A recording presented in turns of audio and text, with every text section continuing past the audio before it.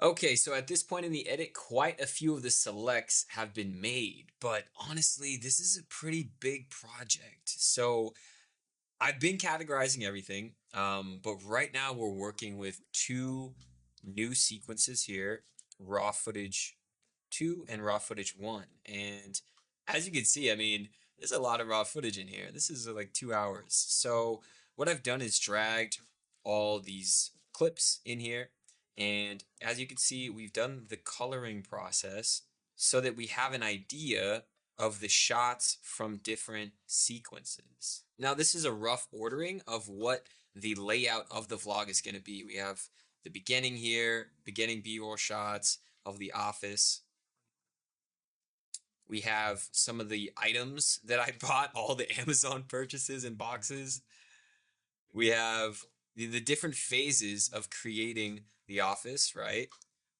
And then we have the office starting to come together, starting to fine tune the look of the office, putting in shelves, painting the wall, all that good stuff. And basically, I'm going to go through here. I'm going to let the camera roll. I'm going to let the screen capture continue. And basically, once all these selects are pulled, we're going to assemble our rough edit and then drop in our voiceover that's really going to be the driving force behind the story and really explaining what's going on in the footage. So I'm going to continue to pull these selects, and at any moments that pop up that are important, I'll stop and we'll talk about it.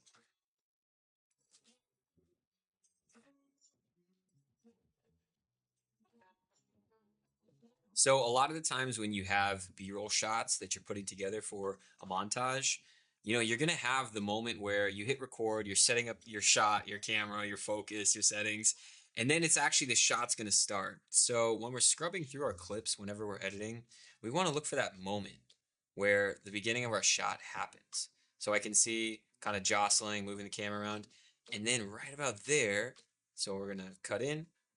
Right there is where the smooth shot begins. So then we'll scrub forward, and right about there, before it goes out of focus, is where it ends. And this we don't need. And a lot of times as well, you do a shot more than once. And I talk about this in the cinematography course where you want to have as many options as possible. So if you have one type of shot, you want to shoot that shot twice. So I come in, pan to the left to show the state of the room before we begin the renovations for the YouTube studio or the filming studio. And then I do that same shot and I pan to the right.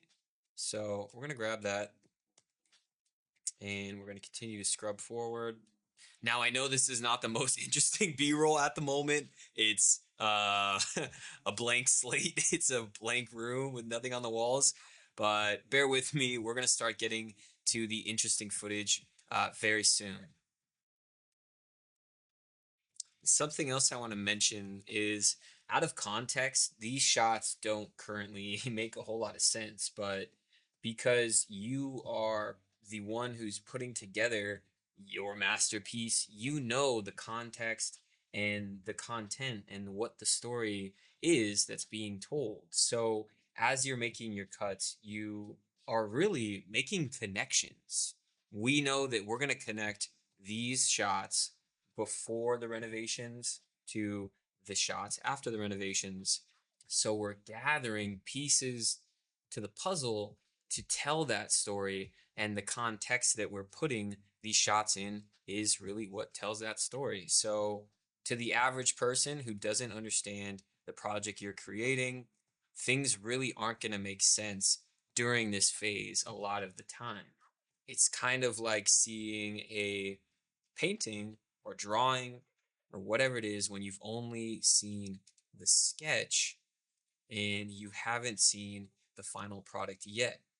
And because the final product resides in your mind, right? In your thoughts, in your creativity, what you're actually doing in this process is like a sculptor carving a granite block. You're chipping away the layers and revealing the sculpture that's underneath the stone, right? A little philosophical there for you. Now, most of the time, we are planning ahead of the shots we're going to use, and we have an idea of where we're going to be putting those shots. Now, here's a perfect example of a clip that I have that I'm going to hold on to it because I really feel like this will be a cool kind of unique moment where I can really come in with the voiceover and talk about the planning phase, right? The starting with a blank slate phase and not knowing what to do. This is also a really cool shot to keep in your back pocket that you can add text in these blank spaces. So kind of piggybacking off what we were just talking about having the idea for the edit here, but keeping an open mind and keeping an eye out for shots that the average person would see and throw it away, discard it. But because a good editor can always turn bad footage into a great edit, and a bad editor sadly can turn great footage into a bad edit. So we want to hold on to stuff like this and really see what we can do with it later in the edit.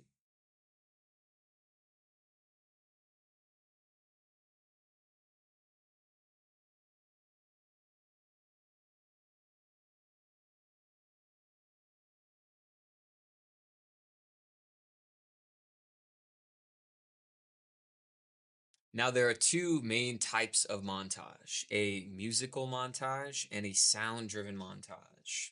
Now, a sound driven montage is going to be an edit that's driven by the actual audio from the scenario you were shooting in, and a musical montage is going to be a compilation of visuals that are edited to a musical track. So, we've done a bit of both of those, but we're going to do one for this specific video, but this is really a great technique of creating mini montages in your videos, especially for YouTube and social media content, because it really separates the video into different kind of chunks and makes multiple videos into one video in a kind of way.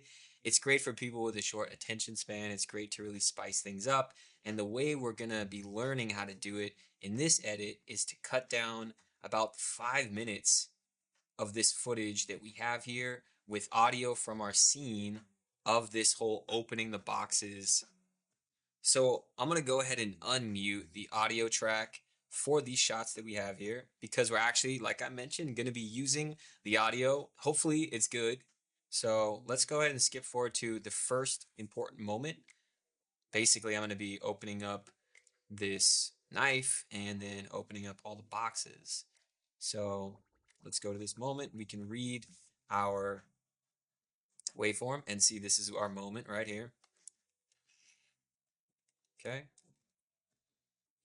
And what we're going to be doing here is really cutting ahead. We're not going to be wasting any time. We're not going to be doing things in real time. We're going to do short, quick cuts.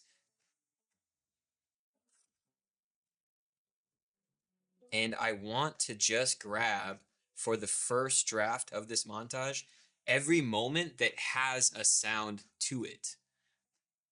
So the throwing down, the opening,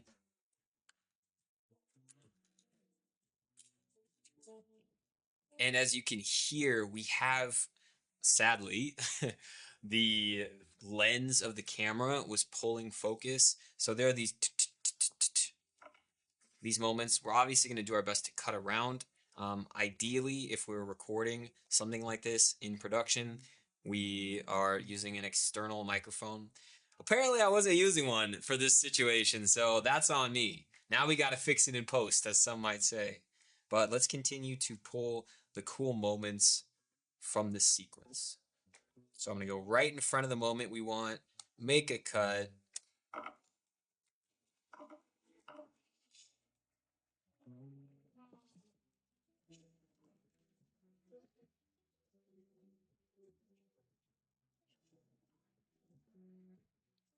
For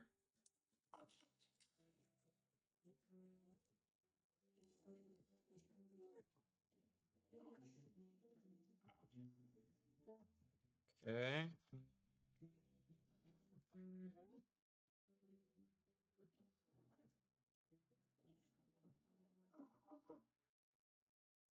And now what we have is all the cool shots that have a cool sound to it back to back in a quick succession of edits.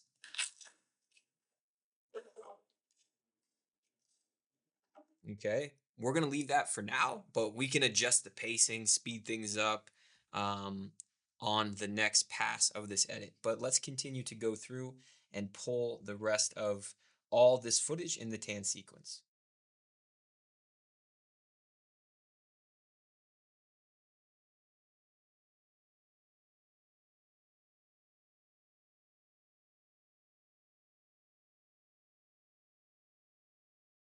Sweet. So we have all the selects pulled for our sequence. Now I have some shots that were kind of mixed in here that aren't going to make it into the montage.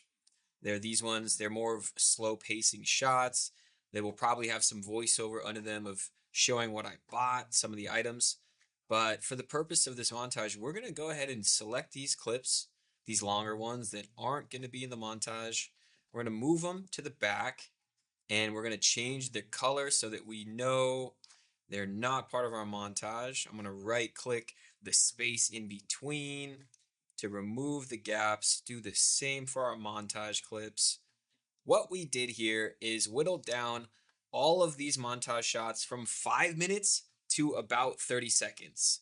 Now let's do a quick watch through and see what we have to work with, and we'll find what moments need to be tightened up, shortened, and space taken out, and what maybe moments need to be what clips need to fully be taken out completely, or what clips need to be fully taken out completely if maybe there's too much repetition. So let's check it.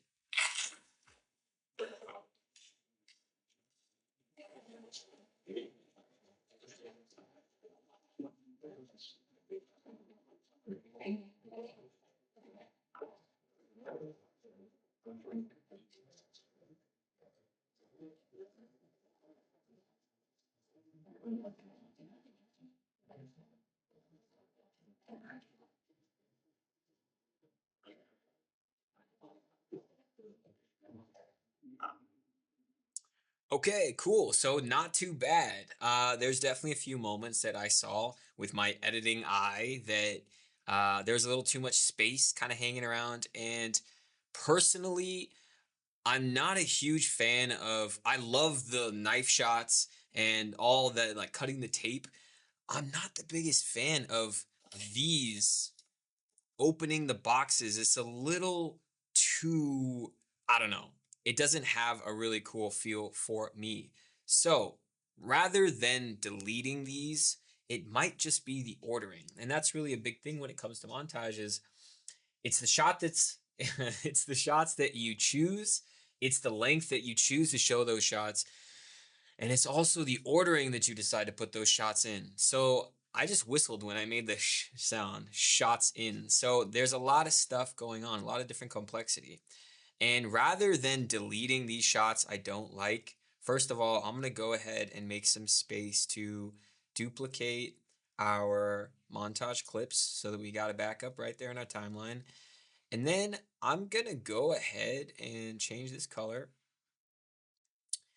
And I'm going to take these shots I don't like and I'm going to actually place them together because to me, they throw off the pacing of this montage. But if I reorder them, it might actually work with all those shots linked up towards the end of the edit, which kind of also makes sense chronologically because we're cutting through all the boxes and then opening all the boxes simultaneously. Grab those. Dun, dun. Okay. Now let's close our gaps here. These are all the opening box shots.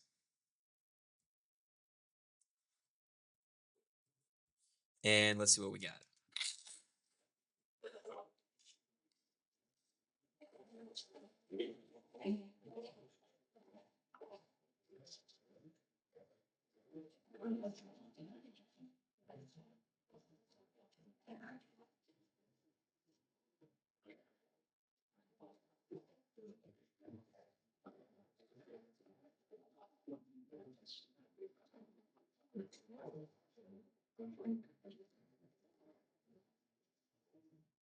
And okay, cool. That to me is actually flowing a lot better. But there's still some shots in here that don't really need to be in. They're a little bit too repetitive, and there's definitely a lot of time we can take out of the montage, extra breathing room and space that we don't need. That's going to A, bring up the energy, B, make it more interesting, and overall really improve the edit. So let's go ahead and do another pass on this. Now we're going to be sensing, we're going to be listening and watching and feeling where there's a little bit of extra space that doesn't need to be there. Okay, definitely this point right off the bat.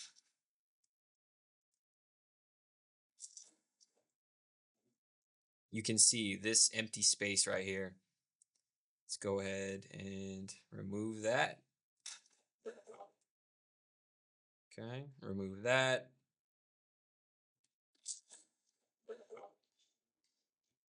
Okay, I'm going to scooch this over.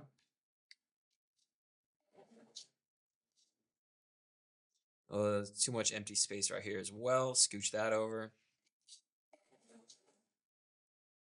And what I think I want to try to do here is if we look at the waveforms, we can see the sound come in, the action is happening, and the sound falls, meaning the action is ending. I'm going to try and squish these clips closer together so that rather than the action starting, ending, next shot, starting, ending, next shot, I want it to kind of get closer to more of a continuous shoo, shoo, shoo, where I'm whistling a lot today, where instead of starting and ending on a clip, all the clips are kind of in the middle of their action as we're cutting into them and leaving the clip cutting out kind of before the action ends. This is going to kind of merge everything together.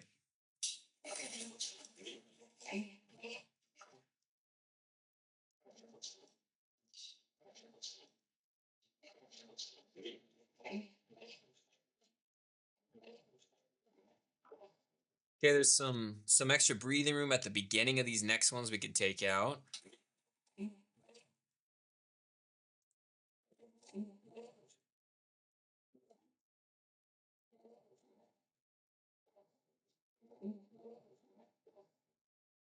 And you can see we're kind of also creating rhythm here. We're creating our own beat. Okay, so this shot, I'm not a huge fan of the sound, honestly, and I don't think we need that. So we're going to go ahead and just take this one out completely. Okay, cool. I'm liking that a lot. I'm just going to cut this sooner before my action is ending. You see how that seamlessly cuts into the next shot now? Previously, it was like this. And now we took out that extra space and it's almost like one shot.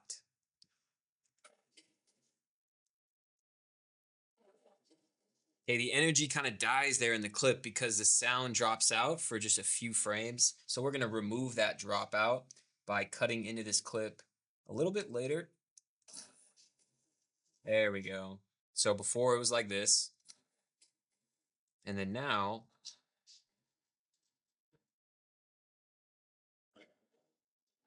same with this one as well. So we lose the energy here because there's a little bit too much time at the beginning that we don't need of that one. Too much time at the end here.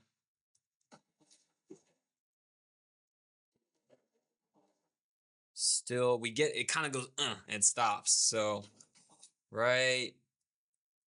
So we see these frames here, boom, it stops, but we're holding this image.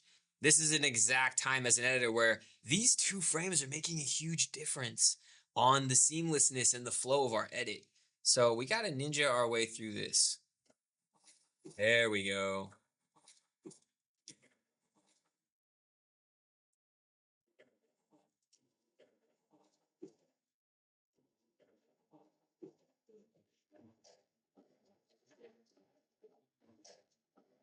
Now we've went from a 5-minute edit of raw footage to like a 1-minute edit to now a 20-second edit. Let's see what we did on this last pass.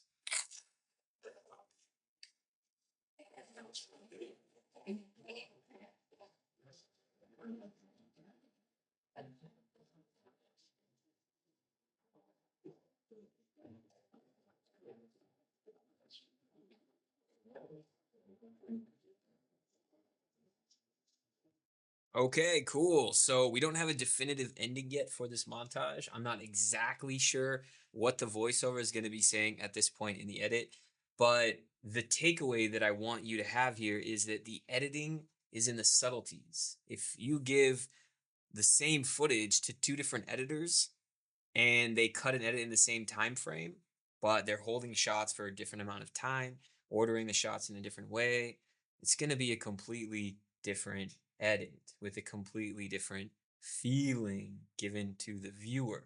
So, as you're going through working on your edits, keep in mind and feel what the edit is giving you and pay attention to that gut feeling and that knowing of if a shot is feeling good, if it's not feeling good, and keep reworking it, keep reworking it and keep trying to, like I was saying before, carve the granite block into the statue and the artwork. So now I'm going to continue to go through the rest of this footage and pull the rest of our selects.